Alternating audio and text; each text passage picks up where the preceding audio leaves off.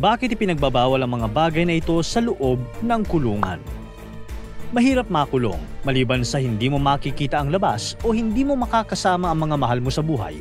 May mga kagamitan din na hindi mo pwedeng gamitin sa loob ng kulungan. Alam mo na siguro ang ilan sa mga ito.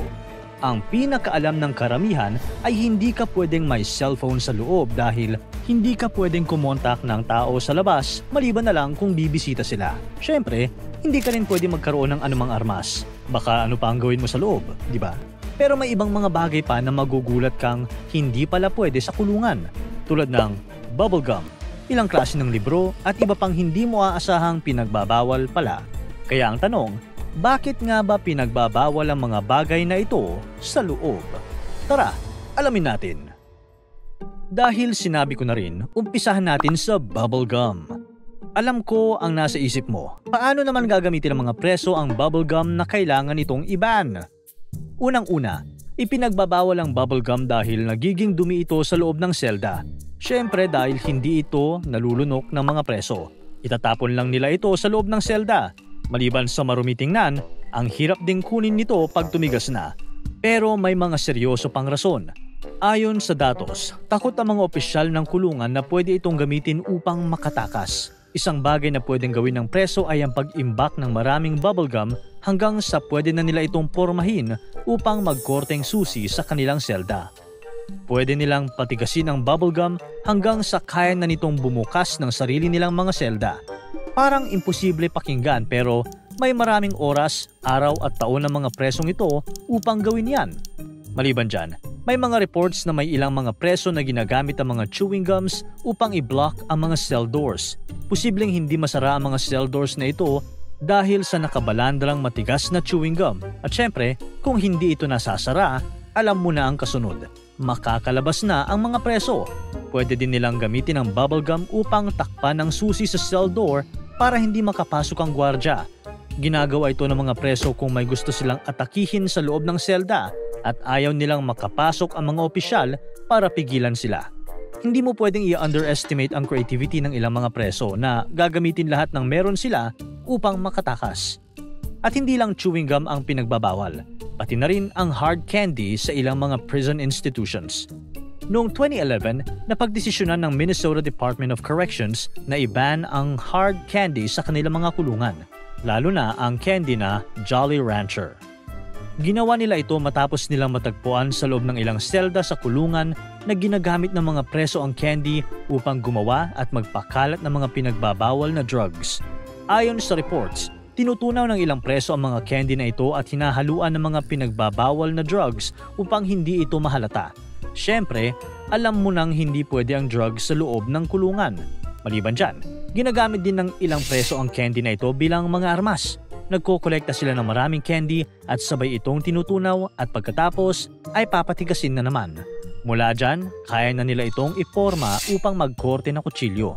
Matibay ang candy na ito kapag tumigas kaya kapag nabubuo ito ng mga preso upang magkaroon ng matalas na tip, pwede itong gawing panaksak sa mga kaaway nila sa loob o kung minsan para sa mga guards. May ilan ding minomold ng mga candy na ito upang magkaroon ng korteng malalaki at matitigas na mga bato. Pwede din nila itong gamitin upang makasugat ng kalaban. Kapag nakakulong ka, ang tanging bagay na marami ay ang oras na ikaw lang mag-isa. At dahil dito, maraming mga preso ang naging interesado sa pagbabasa ng mga libro habang nasa loob. Pero gaya ng sa una, may ilang libro na pinagbabawal at isa na dito ang librong The 48 Laws of Power ni Robert Greene. Ang librong ito ay nagtuturo ng mga kakaibang paraan sa pag-seduce, sa pag-charm at paglinlang ng mga tao sa paligid mo. Sa madaling salita, pwede itong magamit para sa masasamang bagay sa loob, lalo na sa mga gwardya na nagbabantay sa mga preso. Isa ring ipinagbabawal na kilalang libro ay ang The Art of War ni Sun Tzu. Nagtuturo ito ng mga tactics at strategy upang manalo sa anumang mga digmaan o labanan. Isang bagay na pwedeng gamitin ng mga preso sa kanilang mga kalaban sa loob. Sa mga sulat din sa libro, posible itong makapagpalakas ng loob ng mga preso na talunin ang mga kalaban nila sa loob. Kabilang na ang mga gwardya o ang mga opisyal ng kulungan. Pinagbabawal din sa ilang mga kulungan ng mga librong nagtuturo ng mga foreign language sa mga preso. Noong 2022, ipinagbawal ng Michigan Department of Corrections ang mga Spanish at Swahili dictionaries sa loob. Ito ay dahil pwedeng pag-aralan ng mabuti ng mga preso ang librong mga ito at matuto sa isang lingwahe na hindi alam ng mga opisyal ng kulungan. Siyempre, kung mangyayari ito, pwede nang makapag-usap ang mga preso sa harap ng mga gwardya tungkol sa kahit ano. Kabilang na ang mga masasama nilang plano na hindi malalaman ng mga gwardya. Subalit, isa sa pinaka-nakakagulat na ipinagbabawal na libro sa kulungan ay ang pop-up book na A Charlie Brown Christmas. Subalit, iba ang rason kung bakit nakaban ang mga librong ito. Siyempre, hindi naman pangit ang content nito o posibleng gamitin upang makatakas o para sa anumang masasamang plano. Pero ang mga ito ay makakapal na pop-up books at ginamit ito ng ilang mga preso upang mag-smuggle ng mga illegal na contraband na tulad ng drugs sa loob. Perpekto ang mga pop-up books na ito para dyan dahil natatago ng kakapalan ng libro ang mga contraband. Sa katunayan, dahil sa paggamit ng ilang preso ng mga libro para sa smuggling noong 2023, tuluyan nang ipinagbawal ng state ng Missouri ang pagtanggap ng mga kulungan ng anumang klaseng libro sa loob. At hindi lang libro ang nababasang ipinagbabawal sa mga kulungan mula sa labas. May kakaiba din silang batas tungkol sa mga love letters. Hindi naman bawal ang pagtanggap at pagpapadala ng love letters. Siyempre, maraming preso ang may mga mahal sa buhay bago pumasok at napapanatili nila ang kanilang mga relasyon sa pamamagitan ng love letters na mga ito. Subalit, may mga ilang prison institutions na may kakaibang mga batas. Isa na dito ang Fairfax County Detention Center sa Virginia na siyang ipinagbabawal ang paglagay ng mga lipstick marks sa letters na ipapadala sa mga preso. At hindi ito dahil bitter ang mga opisyal tungkol sa pag-ibig. May rason sila para dito. Ayon sa The Marshall Project, isang non-profit criminal publication, ang mga lipstick at makeup marks ay pwedeng lagyan ng psychoactive compounds at gawin itong isang drug na nakakaapekto sa pag-iisip ng mga preso o tinatawag na psychoactive compound. At dahil dyan, pwede itong gawing negosyo ng presong nakatanggap ng letter na may lipstick o makeup at ibenta sa ibang mga nasa loob. Ganito din ang rason kung bakit ipinagbabawal ng Utah State Prison ang pagtanggap ng mga sulat mula sa labas na may crayons o marker pens. Sa labas, para lang itong gawa ng isang inosenteng bata o isang minamahal, pero pwede itong drugs na hinalo sa crayons upang magmukhang isang thin na paste. Kung hindi mo pa napagtanto, isang bagay na kinatatakutan ng mga officials ng isang prison institutions ay ang magkaroon ng armas sa mga preso sa loob na pwede nilang gamitin hindi lang sa mga kapwa preso nila, kundi pati na rin sa mga nagbabantay na gwardya. Kaya naman maraming mga sari-saring kagamitan ang nakaban dahil lang sa rason na ito. Isa na dito ang mga spiral-bound notebooks. Hindi problema ang notebook mismo pero ang spiral nito. Maraming states sa US ang ipinagbabawal ang mga notebooks na ito dahil maraming pwedeng gawin ang mga preso sa spiral. Pwede nila itong ituwid at gamitin bilang lockpick. Pero ang pinaka-common ay ang paggamit nito bilang mga panaksak. Siyempre, matigas ito at matalim kung puputulin mo. Manipis lang rin ito kaya hindi madaling nakikita ng mga gwardya. Ang perpektong armas sa loob ng kulungan.